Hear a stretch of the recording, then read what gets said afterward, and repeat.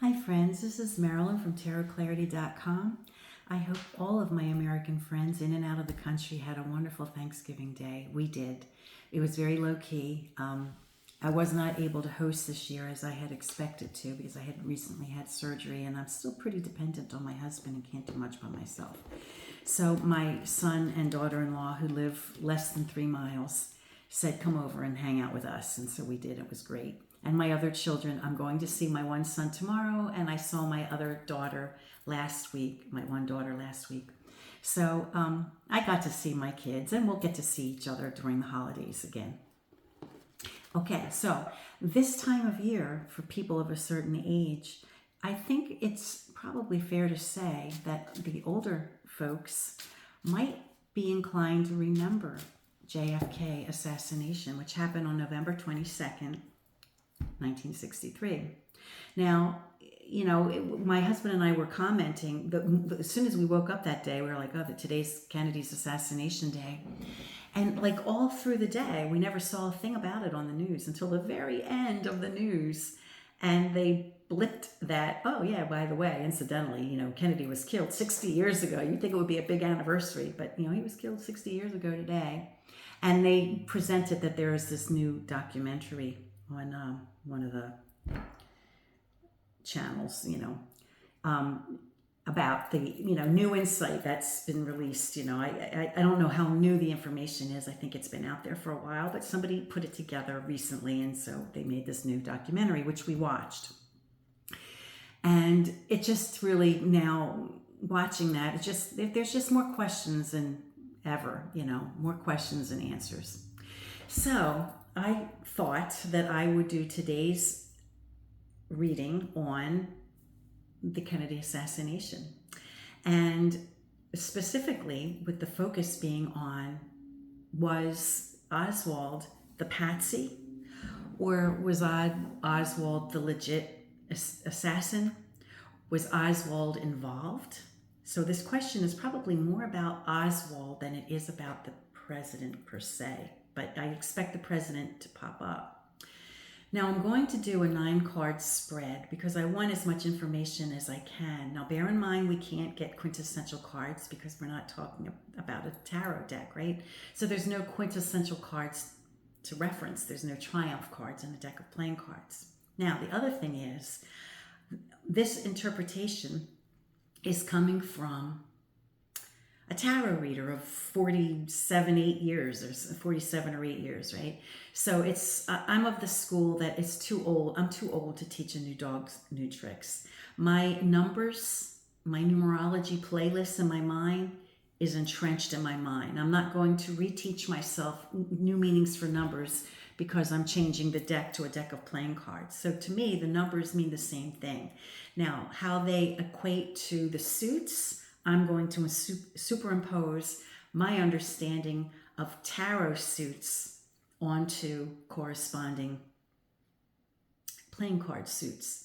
The deck that I'm using has been the same deck that I've been featuring the past couple of videos, and that is the Portrait of Paris historic playing card deck from 1735 to 1751. This one was recently published by Artisan.com. Today is Black Friday. I bet you anything, if you go to their website at https://www.artisantarot.com, I bet you will find some deals on this and other decks that they have in their website. So check it out. This is a beautiful deck, and it's one that like I mentioned, I've been featuring. I've done, I think, 3 videos on it so far, and this is the 4th video, and this video will be a demonstration reading. Now, in my studies of trying to learn how to interpret playing cards, I have a number of books, and they all have different methods, and they're all so confusing, and I can't stick to any of them. So I just decided that if I want to interpret playing cards, which I am inclined to do because I interpret most things I see, I'm going to do it in a way that makes sense to me, and it might be completely inappropriate to do it this way. But it's not going to stop me from doing it and sharing my method with you. I'm going to be equating swords with spades, hearts with cups, clubs with cudgels or batons from the tarot, and then diamonds with coins, because to me diamonds mean an accumulation of material things, as so do coins, right? Hearts, to me equate with emotion. So do hearts. Excuse me. So do cups. Swords and batons to me equate pretty well with the pikes or the spades and clubs, which I equate with. I'll equate with the male energy and also aggression, right? Now, my question, I'm not sure, I can't remember if I just mentioned it or not, has to do with JFK and the idea of whether or not Oswald was a patsy. I mentioned, I did mention that. People of my age, or older, who were around for the assassination, we have memory of it. Right? I was a little girl. I was 5 years old. I was in kindergarten. I was in the morning session. Something happened, catastrophic. They never sent us home for just nothing. We all were just sent home with no explanation in the morning. So I was home by noon. I was home probably by 10, 11 o'clock. I found my mother home, glued to the television, crying her eyes out. She explained to me, as well as she could to a 5-year-old child, that a very important person who was the leader of us, the person that we chose to be our leader. And I knew my parents had voted for Kennedy. My parents were politically astute people. And certainly this being on the news would have been something my mother would have been glued to the set for. My dad would have been at work, but he would have been aware, and he would have been glued to the set if they had one at work, And my mom and I together watched it play out in the course of the day. We saw Walter Cronkite come on later on in the day to confirm that the president was killed. And then a day or two later, we saw Oswald killed. And my dad was there for that. I don't know what day of the week it happened, but I know my dad was there. And we were like, oh my God, and it was crazy. It was crazy stuff. And it was a very impressionable period of time for a youngster to be growing up in. And for anyone really to be witnessing what was happening on, television. It was nuts. We saw wonderful things happen. We saw the moon landing. We stayed up for that. My parents let us stay up and watch that, and we also saw RFK get assassinated. So it was a crazy, and then Vietnam War, Vietnam was on the news constantly. So you'd watch the news, then you'd go sit down and have dinner, and the last thing you saw was the Vietnam War. And I had a cousin in the Vietnam War who never made it home. So it was also, it was all very scary. It was a scary time. I know when we look back on the 60s and we say love, peace, and Bobby Sherman and hippies and stuff like that. But don't forget, the Manson thing, played out on television too. And that was scary. That was real scary stuff. So it wasn't just like Woodstock, there was some really serious stuff going down. And there was a real conflict between, I guess the conflict was like a knee-jerk reaction to all this heavy-duty stuff going down. I guess a generation of people felt like they had to numb their minds, maybe, I don't know. But at any rate, my question today is regarding the JFK assassination, and specifically the role that Oswald played in this assassination. Now, in the years, since, in the 60 years, since my memory of this going down, I've seen and read a lot of information, and I'm going into this believing that I think that Oswald was involved. I think he was in on it. I think he was aware of what was going to go down. But I also think he immediately realized that he was the patsy for this. I think he recognized maybe that he is not the one who actually pulled the fatal trigger. But he was guilty because he would have if he could have, or he was part of it, or maybe he did pull one of the shots off, right? But the fatal blow, I'm not convinced that he did that. Now, I know one of the things that was huge at the time, and my mom had the TV on nonstop, and it was constantly, rehashing what the witnesses there spoke of. And they all said somebody on the hill, it came from the grassy knoll. There was somebody who, up on that hill, it came from the hill. It came from above the hill, right? Now, the people who were on the hill watching in the same direction might have heard it, but they might not have seen anyone. But the people on the other side of the street said they saw stuff, on the top of the hill behind a fence.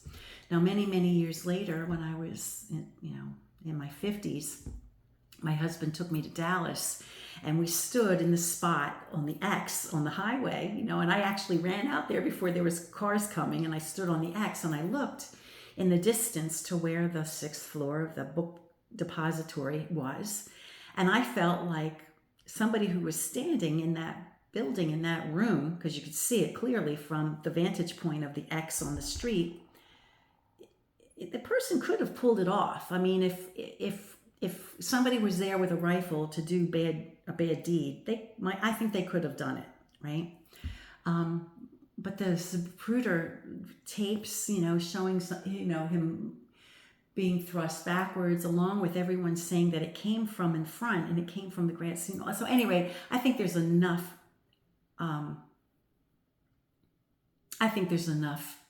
Confusion on this case that it warrants multiple investigation, and I think we've been done a grave disservice by not having the truth out there. Now, this documentary that I think I might have mentioned in the beginning when I started talking was about the Parkland doctors in Dallas, who were the ones that were there to treat the president after he was shot. They took him to that hospital. And they all said that there was an entrance wound here and that the back of his head came out, But by the time he was taken, his body was taken to Washington, D.C. for the official autopsy, he miraculously had, in photographs, the back of his head back there. And this suddenly became a trachea tube thing, and they were told to disregard it. It was done by the first doctors as a tracheal tube to assist in his breathing or whatever. So, like the autopsy report and what the doctors at Parkland, I think it was Parkland or Parkside Hospital in Dallas, you wouldn't know that they were looking at the same body.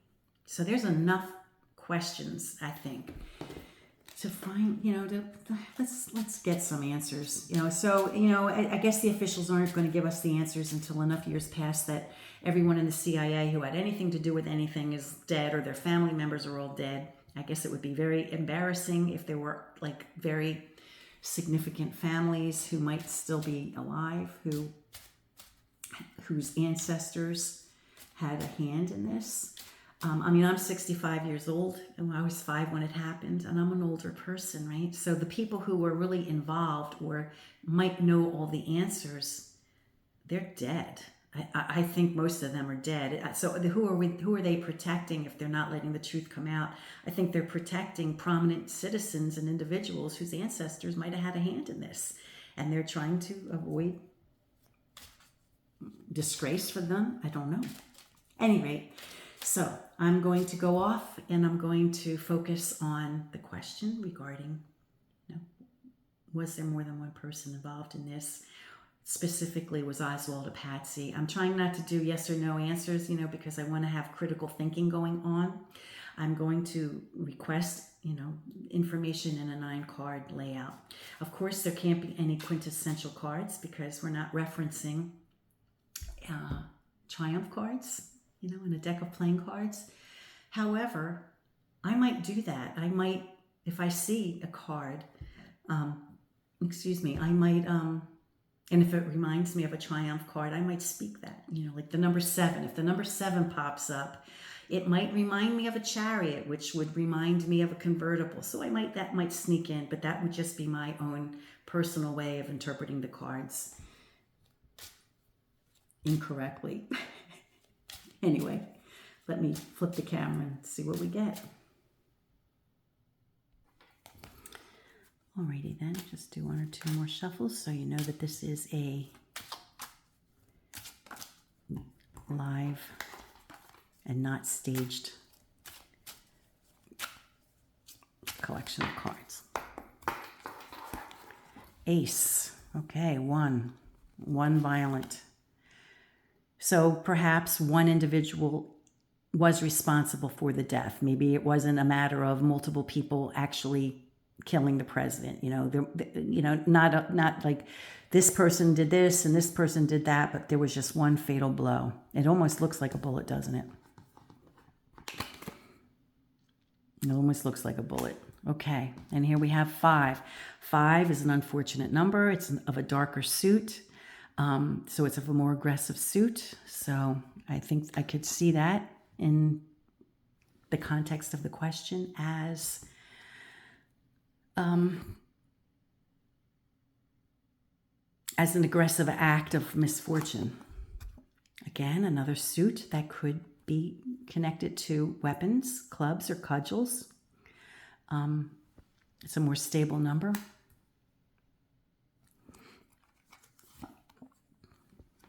Three of Hearts. Growth. Wow, another dark card. The 10 of Clubs. Wow. 4 of Hearts. Wow. So I'm not getting any people so far. No court cards at all. I spoke too soon. Okay, so we have Lancelot. Okay, now this to me might represent Oswald, because I don't see Oswald as a king. I see him as a patsy, right? So to me, this makes sense representing Oswald. Now, it's interesting that this card represents Lancelot, who was an antagonist of King Arthur, right?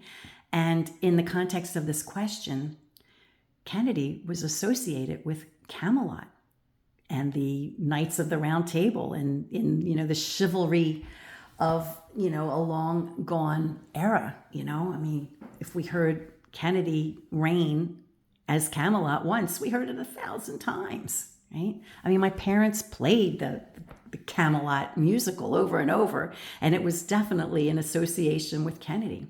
So to me, this is a very, very interesting way to represent Oswald as a patsy, as an antagonist of Kennedy.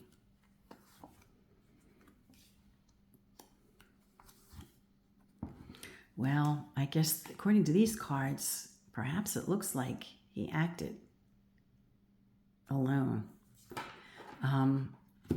I don't see, other individuals who were at play. I don't even see the president at play. The cards that are red are all what I would consider positive cards of growth, of stability.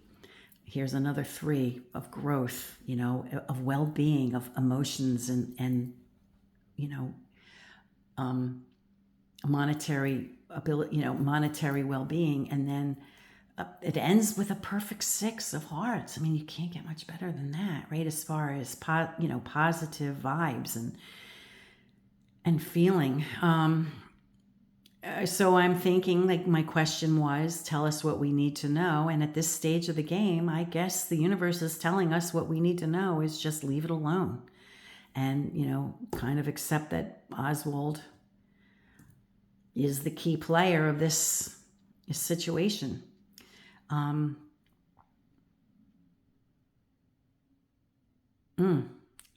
really surprised by the appearance of these cards, because I was really I was hoping to see multiple male cards pop up, to show or to indicate that Oswald didn't act alone.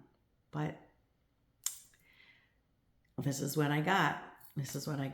So if any of you are much more proficient with with playing cards than I am, and you see something else, please share it. This was my maiden first. Let me flip the camera. you know, this was my first foray into interpreting playing cards on video. It's not my thing, and I probably won't do it again because I'm not very good at it, but I'm learning, you know. And I am inclined to read playing cards, just like I'm inclined to interpret most things. And, you know, tarot is my love, but these cards are so pretty. And I really am inclined to try to use them for interpretation, but I have a ways to go. At any rate, I'm walking away with this reading as, you know, what I'm supposed to know is I'm supposed to, at this stage, just accept that Oswald was a patsy and life goes on, you know, with all those beautiful red numbers, and the ones that are dark, that might suggest aggression because they are suits that I equate with weapons and swords and clubs and, you know, danger. Those are things that are in the past, and to let it go and just sort of roll on. That doesn't sit well with me. I'd like to know the truth, but for whatever reasons, it's not ours to know right now, at least not with this reading. Until next time, friends, peace and stay well.